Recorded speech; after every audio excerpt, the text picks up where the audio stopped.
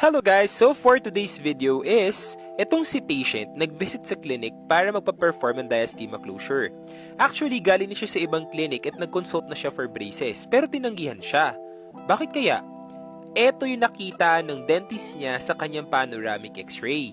Yung red na nakikita ninyong linya is yan na yung level ng bone na meron sa loob ng bibig ni patient. Actually, she is a 26 years old patient na merong severe bone loss or yung tinatawag natin na periodontitis. Okay?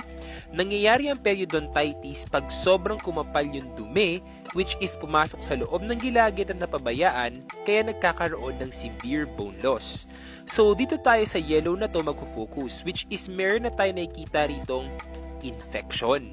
So, clinically, eto ang itsura niya. Mukha naman siyang okay, pero medyo reddish yung gilagid. Dahil, ayan, nung pinipress ko siya, may kita ninyo, may lumalabas na color yellow doon sa gilid ng ipin, which is, yan po ay abscess or nana. Ibig sabihin po, sobrang severe na ng periodontal problem nitong si patient. So, usually, pag ganitong concerns po, hindi na yan kayang i-braces dahil pag braces mo pa yan, lalo lang uuga yung ngipin at lalong mauuwi sa pagkabunot.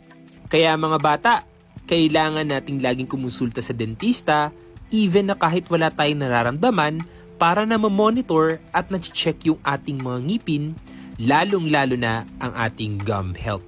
Okay po, ingat!